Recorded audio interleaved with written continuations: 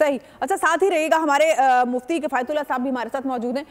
बहुत शुक्रिया मुफ्ती साहब, आपके वक्त का क्या समझते हैं आप? जैसे कि अभी अब्दुल्ला हमीद गुल साहब ने बात की कि ये ऑफर तो हुई थी और ये ऑप्शन था उस वक्त पीपल्स पार्टी के पास 16 महीने पहले कि बिलावल साहब वज़ीर-ए-आज़म बन जाते। आपसे मैं जानना चाहती हूँ कि अगर उस वक्त बिलावल साहब वज़ीर-ए-आज़म होते तो क्या मियां नवाज शरीफ साहब इस तरह से दबंग तरीके से वापस आते? क्या सियासी मंजराना यही होता या मुख्तलिफ होता? बिस्मिल्लाहिर्रहमानिर्रहीम। वो फारसी में एक मकूला है, हिस्सा बकदर जुस्सा। तो जब इमरान की हुकूमत गिर गई तो उसके बाद तो यही जमातें थी, पीडीएम वाली जिन्होंने हुकूमत को चलाना था।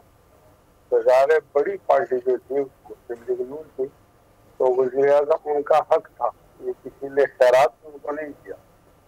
अब दूसरी अहम पोजीशन की थी, उन्होंने अपनी पोजीशन को गेन किया है। मैं नहीं समझता कि ये कोई एहसान चढ़ाने वाली बात है कि हमने नून को वज़ीर-ए-आज़म बनने दिया। नून का इस्तेकाल बनता था, इससे वो वज़ीर-ए-आज़म बन गए। अब दूसरी पोजीशन पार्टी थी और हम भी इसमें शामिल थे। अब मेरे कहने का मतलब ये है कि अगर इस 16 महीनों के हुकूमत में अगर कोई क्रेडिट है तो उसको भी किसी एक हिस्सा बकदर जुस्सा के फार्मूले पर उठाना चाहिए। और अगर खुदा न खास्ता कहीं डिस्क्रेडिट है, जिस तरह अब्दुल्ला गिल साहब ने तो बड़े सख्त अल्फाज इस्तेमाल किए हैं, अगर कहीं डिस्क्रेडिट है तो उसको भी उसी तरह उठाना चाहिए। सही। अब ऐसा नहीं हो कि मीठा मीठा हक हक और फीका फीका तुम, ऐसा नहीं होना चाहिए। इस वक्त कम अज कम ये इल्जाम तराशी हुकूमत की बुनियाद पर होनी चाहिए। उस हुकूमत को उठाया गया चैलेंज समझकर और उस वक्त पाकिस्तान को ग्रेनेड से निकाला गया, दिवालिया होने से बचाया गया। और हमारी अपनी राय थी, मौलाना फजल रहमान साहब का बयान भी आ चुका है कि हम इंतखाबात की तरह जाना चाहते थे, हम ये 16 महीने नहीं हुकूमत करना चाहते थे। लेकिन जब वो इत्तेहादी जमातों की बात होगी तो हमने उसको मान लिया। हमारे लिए इत्तेहाद में जाना ज्यादा जरूरी होता।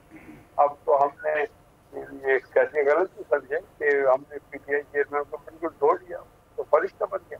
हालांकि उसकी बहुत सी गलतियां थी, लेकिन वो इत्तेहाद को साथ चलाने के अंदर ऐसा होता है कि ये बातें आ जाती।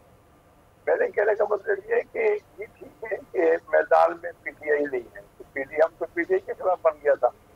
कुछ हमारी हिकमत अमली अच्छी थी और कुछ उनकी गलतियां ज्यादा थी, इसकी वजह से मोहतरम इमरान खान वो हुकूमत से भी निकल गए और सियासत से भी आउट हो गए। जो 9 मई का वाक़या हुआ है, ये छोटा वाक़या नहीं है, ये बहुत बड़ा वाक़या है। हमारे 76 साल तालीम का बिल्कुल अनोखा वाक़या है।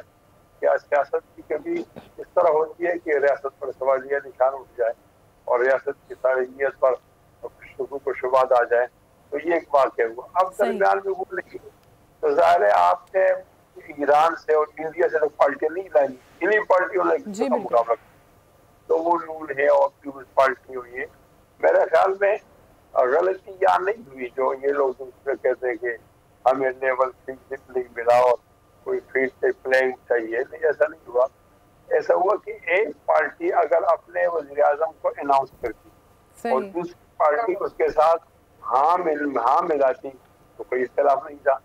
अब दोनों वज़ीर-ए-आज़म के दौड़ में शामिल हैं। मुस्लिम लीग नून कह रही है कि हमारा वज़ीर-ए-आज़म मियां नवाज शरीफ होंगे और पार्टी कह रही है कि हमारे वज़ीर-ए-आज़म जो होंगे बिलावल भुट्टो होंगे। अब ये दोनों जो इस दौड़ में है तो ये अब किसके खिलाफ बातें करें? फरिश्तों के खिलाफ बात करेंगे? नहीं, वो तो लेवल प्लेइंग फील्ड की बात कर रहे हैं ना बिलावल भुट्टो साहब, मुफ्ती साहब। उनका तो कहना है कि हमें लेवल प्लेइंग फील्ड नहीं मिल रही। बल्कि मैं आपसे भी ये जानना चाहती हूँ कि क्या आपकी पार्टी के भी ये शुकूक शुबहात के तहफ़्फ़ुज़ात हैं कि वाकई लेवल प्लेइंग फील्ड बराबरी की सतह पर नहीं दी जा रही? मैं तो इस जुमले से इत्तेफाक नहीं करता। लेवल प्लेइंग फील्ड ये किससे मांगना चाहते हैं? दो किस्म के लोगों से मांग सकते हैं। या तो आप मांगेंगे आवाम से, तो आवाम ने कहा उनको मना किया है कि आप जो ना करो, अब मोबिलाइज करो आवाम को, आवाम के पास जाओ। अगर आपने आवाम से मांगनी और अगर आपने आवाम से नहीं मांगनी, किसी और से मांगनी, तो उसके अपने तकाज़े हैं, वो आप आवाम भी क्यों कहते हैं और इसको आप यहाँ क्यों लाते हैं मीडिया के सामने? उसके तकाज़े हैं और आपके वालिद मोहतरम उन तकाज़ों को समझते हैं, वो लेवल भी समझते हैं, वो ट्रेन भी समझते हैं, वो फील्ड भी समझते हैं। तो कुछ हुआ होगा अंदर जो कुछ है, तो मैं नहीं समझता कि ऐसी बातों को जो पर्दे के पीछे उनका आवाम के सामने लाया जाए। हमारे लिए ऐसी कोई बात नहीं। हम सबकों की बुनियाद पर हुकूमत लाडला पर किसी का नहीं मानते। पिछले 2018 के इंतखाबात के लिए एक लाडला था और इसकी मुखालिफत, इस तरह कोई लाडला आएगा तो वो हमारी मुखालिफत का सामना करना पड़ेगा। इसका माना तो नहीं होगा कि आज का लाडला ठीक है और कल का लाडला तो क्या इमरान खान को हमारी नहीं। लाडले की जहां तक बात है, आपको लगता है वैसे कि जैसे पीपल्स पार्टी या पीटीआई एतराजात उठा रहे हैं, आपको भी लगता है कि नून लीग को वाकई कुछ स्पेशल ट्रीटमेंट मिल रहा है? देखिए, ये कहना, ये ताबीर तो आपकी ठीक नहीं है, मैं इससे इख्तिलाफ के खिलाफ करूंगा। अब आप देखो कि बड़ी पार्टी बोलती है, तो बड़ी पार्टी वो होती है जो चारों सूबे मौजूद होती है, वो वो पंजाब। तो इस लिहाज से तो ये पार्टी है नून की। अब जब बड़ी पार्टी है तो क्या कोई छोटी या पार्टी ज्यादा नंबर ले लेगी? तो आमतौर पर ऐसा नहीं होता। इसके मुताबिक तो आप कह सकते हैं कि नून के लोग हुकूमत बनाएंगे, लेकिन ये माना दिया जाए इसको ठप्पे लगाकर उनको लाएंगे, वो तो फिर हम मानेंगे, तो खुद मानेगा। जैसा से ये ताबीर की नहीं है। फिलहाल हमें इंतखाबात के अमल को मशरूत बनाना चाहिए और हमें सब्र से काम लेना चाहिए।